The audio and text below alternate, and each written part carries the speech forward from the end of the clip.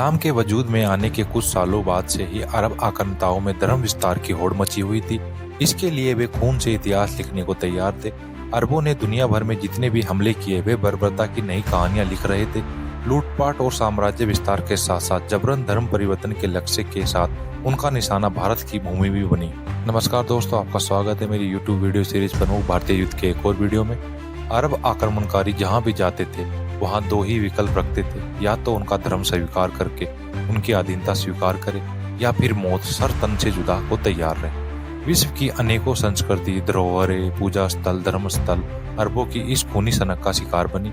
अरबों के खूनी पंजे जब भारत की भूमि की तरफ बढ़े तो सिंध के रूप में भारत पर पहला आघात हुआ था, जिससे उनका मनोबल बढ़ा और वे संपूर्ण भारत पर कब्जा करने को आतुर हो उठे, जिसके लिए उन्होंने क्रूर सेनापति अब्दुल रहमान जुनैद अलगारी और अमरू को सिंध का सूबेदार बनाकर भेजा। ये छोटी रियासतों को जीतकर जब नागभट्ट प्रथम की धरती की तरफ बढ़े तो नागभट्ट प्रथम ने जबरदस्त प्रतिकार किया। नागभट्ट की सेना ने उनको गाजर मूली की तरह काटना शुरू कर दिया और अरबों को जान बचाकर भागना पड़ा। तो कौन थे गुर्जर प्रतिहार वंश के संस्थापक नागभट्ट प्रथम, जिनसे अरबी और तुर्क कांपते थे? नागभट्ट प्रथम गुर्जर प्रतिहार वंश के प्रथम राजा और गुर्जर प्रतिहार वंश के संस्थापक थे। अरबों के आक्रमणों का मुकाबला करने और उन्हें बुरी तरह से काटकर खदेड़ने के कारण इन्हें आदिबरा की उपाधि दी गई। जिस तरह धरती को पाप से मुक्त करने के लिए भगवान विष्णु ने बराह अवतार लेकर धरती की रक्षा की, उसी तरह उन्होंने भी भारत भूमि की अरब आक्रांताओं और मलेच्छों से रक्षा करी थी। नागभट्ट प्रथम का शासनकाल 730 ईस्वी से 756 ईस्वी तक था। उन्होंने अरबों को पीछे हटाकर गुजरात, राजस्थान, मालवा, काठियावाड़ सहित बड़े भूभाग पर अधिकार कर लिया था। भारत के एक बड़े भूभाग पर इनका शासन था। नागभट्ट प्रथम की राजधानी कन्नौज थी। मलेच्छों का अंत करने के कारण नागभट्ट प्रथम ने नारायण की उपाधि धारण की। गुर्जर प्रतिहार शासकों के सिक्कों पर आदिबराग की तस्वीर बनी हुई है। ये सिक्के आज भी कई जगह मिलते हैं। नागभट्ट प्रथम ने अरब विरोधी संघ बनाया था, जिसमें भारत के कई हिस्सों पर शासन कर रहे राजा शामिल थे और इनके कई सामंत थे। इस संघ ने जो अरबों से लगातार संघर्ष किए उन्हें इतिहास में राजस्थान के युद्ध के नाम से भी जाना जाता है। अरबों ने गुजरात, मालवा और राजस्थान के प्रदेशों पर हमला बोल दिया। उस समय वहां नागभट्ट के अधीन बहुत सी छोटी रियासतें राज्य करती थी। चालुक्य वंश, भीनमाल के चाप, चपराना, पल्लवी के मैत्रक, बुटार या बटार, बड़ौज के गुर्जर, चित्तौड़ शासक बप्पा रावल सहित कई सामंत और छोटे राजा थे। मारवाड़ के आसपास सन 738 ईस्वी में अरब आक्रांताओं ने हमला किया तो नागभट्ट प्रथम और उनके साथ जयभट्ट, चपराना और बप्पा रावल ने इसका नेतृत्व किया था। जब अमीर जुनैद को इस गठबंधन की खबर मिली तो वह लगभग 50,000 की सेना के साथ आगे बढ़ा। नागभट्ट प्रथम ने भी लगभग 40,000 की एक मजबूत सेना इकट्ठी की, जिसमें मुख्य रूप से घुड़सवार और पैदल सेना शामिल थी। भारतीयों के उग्र घुड़सवार आक्रमण के सामने अरबों की सैन्य श्रेष्ठता समाप्त हो गई। भारतीय सेना के केंद्रीय भाग को तोड़ने की अरबों की योजना विफल हो गई। संयुक्त भारतीय सेना की पैदल सेना और घुड़सवार सेना ने आक्रमणकारियों को खदेड़ना शुरू कर दिया।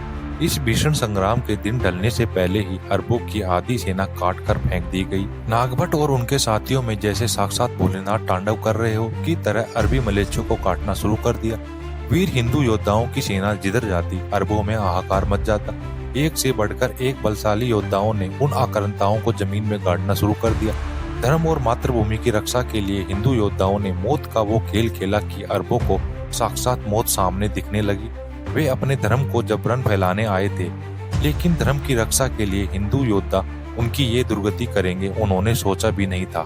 अरब सेनापति जुनैद इस युद्ध में घायल होकर भाग निकला, लेकिन गंभीर घावों के कारण उसी रात उसकी मौत हो गई।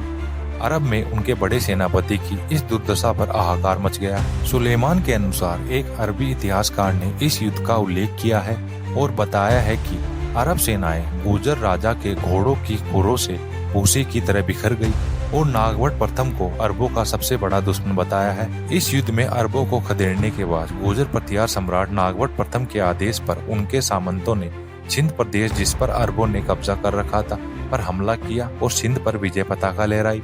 सिंध पर विजय पताका लहराने के बाद नागभट्ट ने सिंध नदी को पार करके ईरान तक को अपने शासन में शामिल कर लिया। ईरान के सुल्तान हेबत खान की बेटी से बप्पा रावल ने निकाह कर लिया और संन्यास ले लिया। इस युद्ध में बुरी तरह हारने के बाद अरब आक्रांता बौखला गए थे। पूरे विश्व में हाहाकार मचाने वाले अरबों के लिए ये एक शर्मनाक स्थिति थी, जिसके लिए वे दोबारा प्रतिशोध की भावना में जुट गए।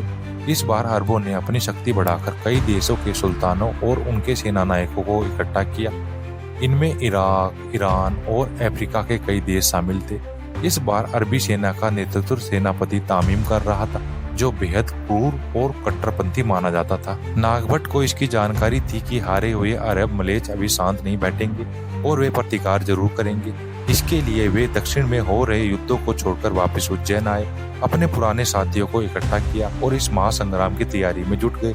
नागभट्ट प्रथम के नेतृत्व में एक बार फिर हिंदू संघ तैयार हुआ। संघ में बड़ौच के चाप वंश, चपराणा वंश के हिंदू रक्षक सूरवीर जयभट्ट चपराणा ने महत्वपूर्ण भूमिका निभाई। चपोतकट या चपराणा चावड़ा वंश गुर्जरों का वह हिस्सा था जो युद्ध भूमि में चपो यानी तीर कमानों में सर्वश्रेष्ठ था। यह चपोतकट सेना के सर्वश्रेष्ठ और महत्वपूर्ण धुरंधर योद्धा थे, जिनके बल पर दुश्मन की विशाल सेनाओं को भी पराजित किया जा सकता था, क्योंकि इनके तीर दूर तक अचूक थे। नागभट्ट के मित्र वीर बप्पा रावल संन्यास ले चुके थे और उनके बेटे कुमान रावल चित्तौड़ पर राज्य कर रहे थे। हिंदू योद्धा नागभट्ट ने वीर कुमान रावल को उनके पिता की वीरता याद दिलाई और बताया कि कैसे सबने मिलकर राष्ट्र और धर्म की रक्षा के लिए अरबों को धूल चटाई थी।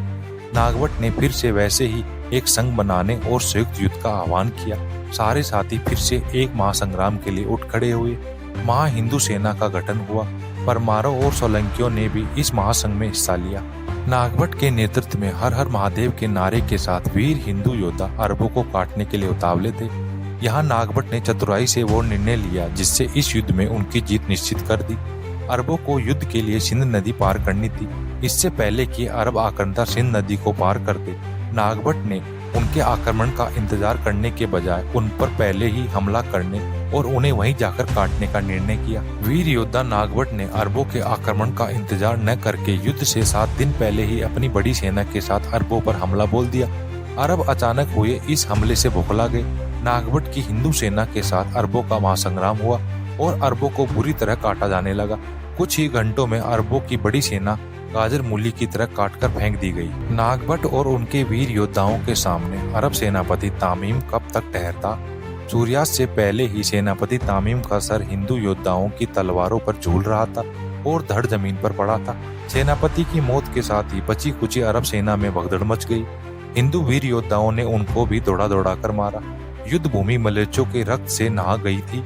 अरब जगत के खलीफा हिंदू योद्धाओं का संग्राम देखकर खौफ खा गए।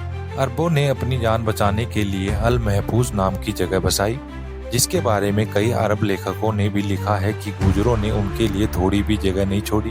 अपनी जान की रक्षा के लिए यही सिर्फ एक ऐसी जगह थी जहां अरब छिपकर रह सकते थे और नागभट्ट से अपनी जान की रक्षा कर सकते थे। अरबों के फुतुल लबदान नामक ग्रंथ में अरबों की इस हार का वर्णन है। नागभट्ट प्रथम अरबों को कुचलकर राष्ट्रीय नायक के रूप में उभरे थे। गुर्जर प्रतिहार शासकों और अरबों के बीच युद्धों की श्रृंखला लगातार चलती रही। लगभग 300 वर्षों तक गुर्जर प्रतिहार शासकों ने अरब आक्रांताओं के हमलों से भारत की भूमि की रक्षा की। हालांकि महान गुर्जर प्रतिहार सम्राट नागभट्ट प्रथम को जिहादी और वामपंथी इतिहासकारों ने हमारी इतिहास की पाठ्य पुस्तकों से गायब कर रखा है, ताकि हमें उनका गौरवशाली इतिहास ना पता चल पाए। पर यह हमारा राष्ट्रीय कर्तव्य है कि हम अपने असली राष्ट्रीय नायकों को जानें और उनके इतिहास पर गर्व करें, ताकि उनका इस देश के लिए किया गया बलिदान व्यर्थ ना जाए। तो आज की वीडियो में इतना ही। मिलते हैं नेक्स्ट वीडियो में। धन्यवाद। जय हिंद, जय भारत। प्लीज वीडियो को लाइक करें, शेयर करें और चैनल को सब्सक्राइब करें।